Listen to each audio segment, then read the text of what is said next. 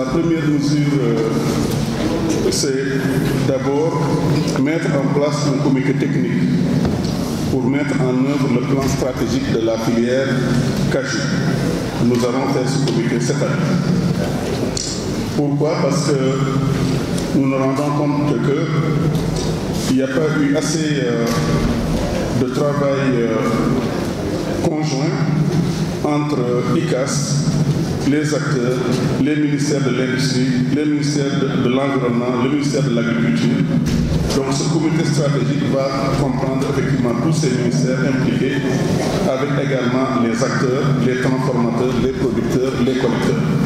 C'est demander la fixation d'un prix aux producteurs pour chaque campagne. Cela permettra d'avoir un prix plancher dont le montant sera effectivement fixé chaque année par la filière, comme ça fait pour l'arachide. Je crois qu'on ne peut pas laisser les producteurs à la merci des exportateurs ou à la merci des transformateurs. Il faut que ce soit organisé. Et c'est pendant ce comité que nous allons fixer toutes ces mesures. Nous allons aussi proposer le prélèvement d'une taxe à l'exportation en Conseil des ministres pour pouvoir intervenir pour financer effectivement la filière, pour financer l'ICAS, financer aussi les producteurs, financer la recherche, bref, le. Quatrième mesure, nous allons renforcer l'organisation de la filière par la mise en place de mécanismes sur les agréments. Il n'est plus question à partir de la prochaine campagne d'opérer dans la filière sans avoir un numéro d'agrément. Nous allons également mettre en place une fenêtre d'achat de 2 à 3 mois pour permettre aux industriels, aux acteurs locaux de pouvoir s'approvisionner d'abord en matière première.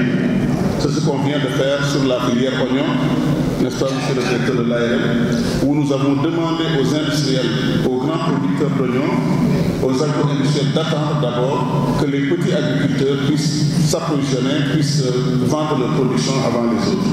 Nous allons aussi prendre des mesures pour mieux encadrer le transport par voie terrestre et faciliter aussi les autres types de transport. Là, il faut savoir que d'aller soit par voie maritime pour soutenir la filière maritime, de faire fonctionner le port, de créer des emplois au niveau des dockers, mais nous allons également demander aux camionneurs de se mettre également à disposition de la filière pour transporter. Nous allons proposer un fonds spécifique d'appui au développement de la chaîne de valeur anacarde. En réalité, nous avons vu qu'en mettant des taxes sur l'exportation, comme ça se fait dans beaucoup de produits au niveau régional, au niveau en Côte d'Ivoire ailleurs, nous pouvons effectivement financer la filière en tant que telle.